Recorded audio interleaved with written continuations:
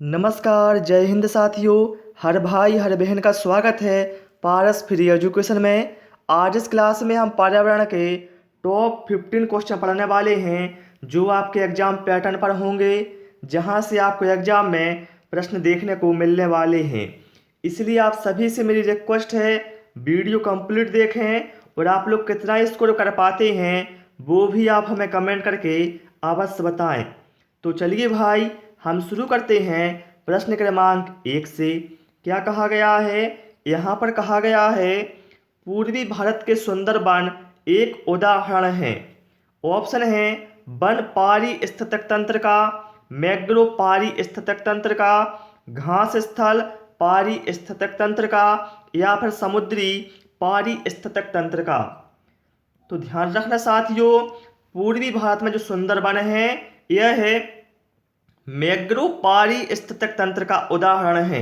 यहाँ पर right answer हमारा ऑप्शन बी के साथ जाएगा, मैंग्रोव वन, जिसे हम ज्वारीय वन भी कहते हैं।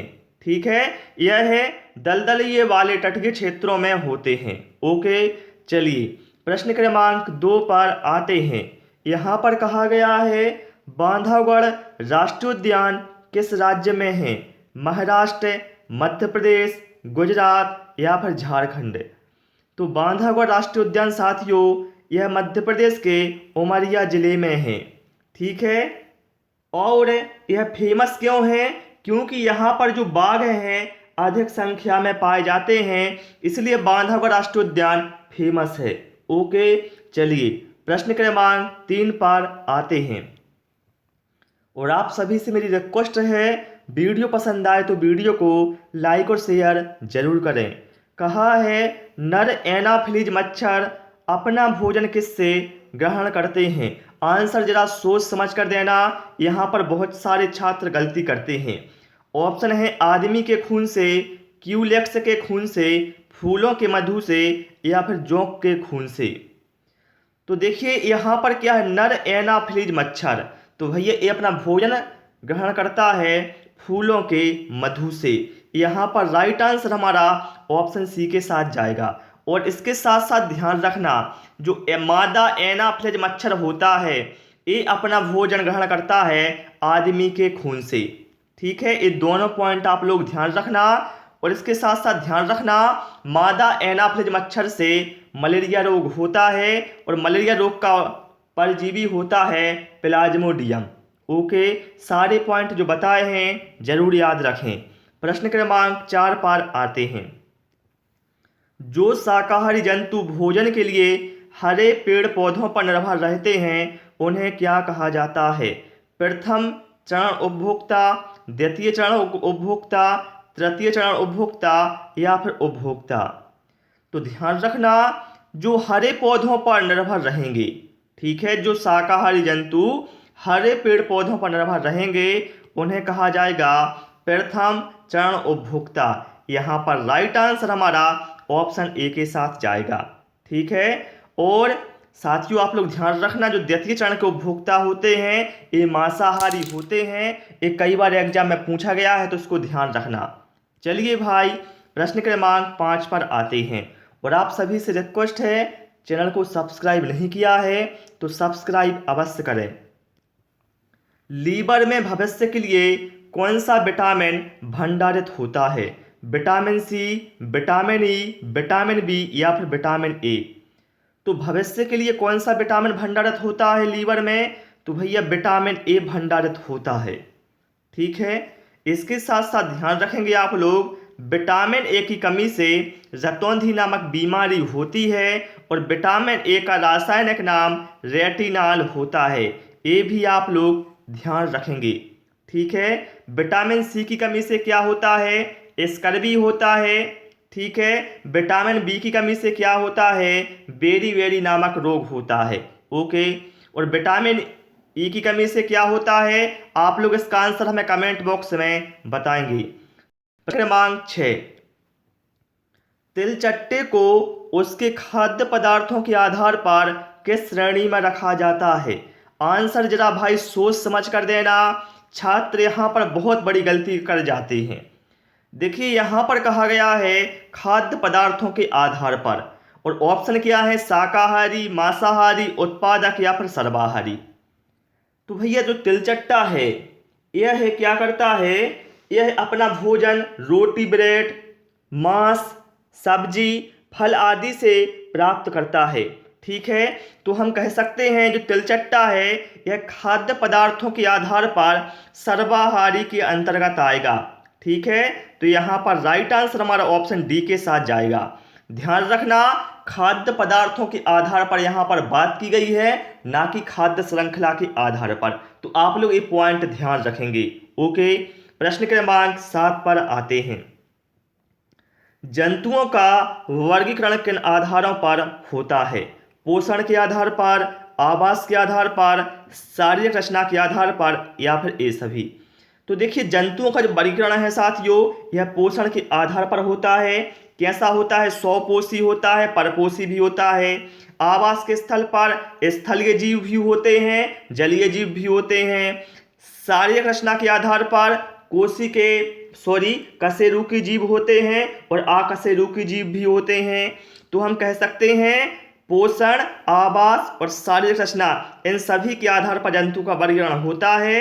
तो यहाँ पर राइट आंसर हमारा ऑप्शन डी के साथ जाएगा। ठीक है, चलिए भाई प्रश्न क्रमांक 8 पर आते हैं। कौन सी विशेषता परिवार की नहीं है? बताना इसमें से कौन सी विशेषता परिवार की नहीं है। कम से कम 2 भिन्न लिंग वाले वयस्क साथ रहते हो। भैया तो बिल्कुल सही बात है, ये विशेषता है परिवार की। वे आवास, भोजन और सामाजिक क्रियाओं का उपयोग करते हों। बिल्कुल सही है। सुरक्षा एवं बच्चों का साझा उत्तरदायित्व, ये भी विशेषता परिवार की है। ऑप्शन बी में क्या है, प्रत्येक सदस्य की आय भिन्न जमा की जाती हो। तो भैया ये जो विशेषता नहीं है परिवार की, यही अपना राइट आंसर हो जाएगा। यह परिवार की विशेषता नहीं है। और ध्यान रखेंगे साथियों, परिवार 2 प्रकार के होते हैं, एकल परिवार और संयुक्त परिवार। ओके, चलिए प्रश्न क्रमांक 9 पर आते हैं। बहुत ही शानदार प्रश्न है। हरे पेड़ पौधे दिन के समय कार्बन डाइऑक्साइड की बजाय वायुमंडल में ऑक्सीजन छोड़ते हैं, क्योंकि देखिए जो हरे पौधे हैं वह दिन के समय क्या करते हैं, वायुमंडल में ऑक्सीजन छोड़ते हैं कार्बन डाइऑक्साइड की बजाय। और रात में पता है रात में क्या होता है, पेड़ पौधे क्या करते हैं, इसके उल्टा करते हैं, रात में वो कार्बन डाइऑक्साइड को छोड़ते हैं। तो भैया ऐसा होता क्यों है? ऑप्शन है हरे पौधे केवल रात के समय श्वसन करते हैं। हरे पौधे दिन के समय प्रकाश संश्लेषण क्रिया करते हैं, जिसके कारण O2 मुक्त होती है। दिन के समय प्रकाश संश्लेषण की दर श्वसन की दर से अधिक होती है। या फिर हरे पौधे रात के समय श्वसन नहीं करते। तो भैया जो पौधे हैं, हरे पौधे दिन के समय कार्बन डाइऑक्साइड के बजाय वायुमंडल में ऑक्सीजन को छोड़ते हैं, क्योंकि हरे पौधे दिन के समय प्रकाश संश्लेषण क्रिया करते हैं, जिसके कारण O2 मुक्त होती है। ओके, चलिए प्रश्न क्रमांक 10 पर आते हैं। छोटे बच्चों के सामाजिकरण में खेलों द्वारा जो लाभ मिलता है वह है, देखिए छोटे बच्चों के सामाजिकरण में खेलों से क्या लाभ होता है, बताना है इन 4 में से कौन सा करेक्ट आंसर होगा। बालक की क्रियाओं का अन्य बालकों की तुलना में मूल्यांकन हो जाता है। बालक सामाजिक प्रत्याशाओं के अनुकूल समायोजन सीख लेता है। बालक शारीरिक रूप से विश्राम पा लेता है। या फिर बालक के शारीरिक एवं गामक विकास को बढ़ावा मिलता है। तो देखिए यहाँ पर बात हुई है खेल की सामाजिकरण में क्या भूमिका या क्या लाभ मिलता है सामाजिकरण में। तो भैया इससे होता है कि बालक सामाजिक प्रत्याशाओं के अनुकूल समायोजन सीख लेता है। ओके, चलिए प्रश्न क्रमांक 11 पर आते हैं। भारत की प्रसिद्ध है लेगून झील अर्थात खारे पानी की झील, बताना है भारत की प्रसिद्ध लेगून झील कौन सी है। डल झील, चिल्का झील, पुलिकट झील या फिर मानसरोवर झील। तो भैया यहाँ पर राइट आंसर हमारा ऑप्शन बी के साथ जाएगा, चिल्का झील, जो कहाँ पर है, उड़ीसा में। ये कई बार एग्जाम में पूछा गया है, इसको आप नोट कर लेंगे। चलिए प्रश्न क्रमांक 12 पर आते हैं। चिपको नारा पारिस्थिति की स्थायी अर्थव्यवस्था है किसने गढ़ा था? बताना है जो नारा है चिपको नारा, ये किसने गढ़ा था, मतलब किसने दिया था? ऑप्शन है चांद प्रसाद भट्ट, सुंदरलाल बहुगुणा, श्यामा प्रसाद बहुगुणा या फिर बचनी देवी।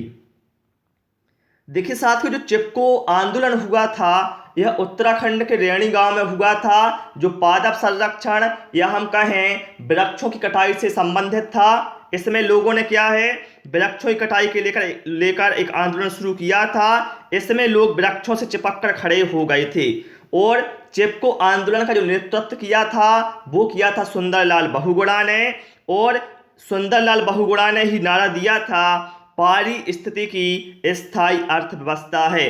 तो यहाँ पर राइट आंसर हमारा ऑप्शन बी के साथ जाएगा। जितने पॉइंट बताए हैं सारे पॉइंट ध्यान रखेंगे चिपको आंदोलन से लेकर। ओके, प्रश्न क्रमांक 13 पर आते हैं। निम्नलिखित में से कौन सा एक अभाव से होने वाला रोग है? प्रश्न ध्यान से समझेंगे, उसके बाद आप आंसर कमेंट करेंगे। अभाव से होने वाला रोग, अभाव का मतलब क्या होता है? कमी से होने वाला रोग। ऑप्शन है दमा, पीलिया, स्कर्वी या फिर कैंसर। तो देखिए दमा है, पीलिया है या कैंसर है, ये भैया किसी कमी से नहीं होते, ठीक है, बल्कि किसी न किसी वजह से होते हैं, ठीक है। लेकिन जो स्कर्वी है साथियों, यह विटामिन सी की कमी से होता है। स्कर्वी कैसा होता है? विटामिन सी की कमी से होता है। विटामिन सी का रासायनिक नाम होता है एस्कॉर्बिक अम्ल, ये भी आप नोट कर लेंगे। चलिए प्रश्न क्रमांक 14 पर आते हैं। छात्रों को पर्यावरण अध्ययन की सभी शाखाओं को एक साथ पढ़ाने हेतु निम्न में से कौन सा उपागम श्रेष्ठ है? चक्राकार उपागम, अध्यापक केंद्रित उपागम, एकीकृत उपागम या फिर स्व अनुदेशन उपागम। देखिए यहाँ पर बात हुई है पर्यावरण अध्ययन की सभी शाखाओं को एक साथ पढ़ाने की। तो भैया जब भी सभी शाखाओं को एक साथ पढ़ाने की बात होती है तो वहाँ पर सबसे श्रेष्ठ होता है एकीकृत उपागम। यहाँ पर राइट आंसर हमारा ऑप्शन सी के साथ जाएगा। और आप सभी लोग भी भाई सारे प्रश्नों के आंसर या तो कमेंट करते जाएंगे या कॉपी में नोट करते जाएंगे। चलिए प्रश्न क्रमांक 15, कहा गया है प्राथमिक विद्यालय में विज्ञान संग्रहालय बनाने का सबसे प्रमुख उद्देश्य क्या होता है? यदि आप प्राथमिक विद्यालय में विज्ञान संग्रहालय बनाते हैं तो उसका मुख्य उद्देश्य क्या होता है? पाठों को शीघ्रतापूर्वक दोहराने की अवसर देना, व्यक्तिगत शिक्षा के अवसर प्रदान करना, छात्रों में अवलोकन तथा संग्रह करने की आदत डालना या फिर विज्ञान अध्यापन में धन की बचत करना। तो भैया इसका जो मुख्य उद्देश्य होता है छात्रों में अवलोकन तथा संग्रह करने की आदत डालना। राइट आंसर यहाँ पर हमारा ऑप्शन सी के साथ जाएगा, ठीक है। तो प्यारे साथियों आज इस क्लास में इतना ही। आपको क्लास कैसी लगी एक प्यारा सा कमेंट करके हमें जरूर बताएं। क्लास पसंद आई हो साथियों सभी से रिक्वेस्ट है वीडियो को लाइक करें, दोस्तों के साथ शेयर करें और नए नए वीडियो पाने के लिए चैनल को सब्सक्राइब करें। Thanks for watching this video.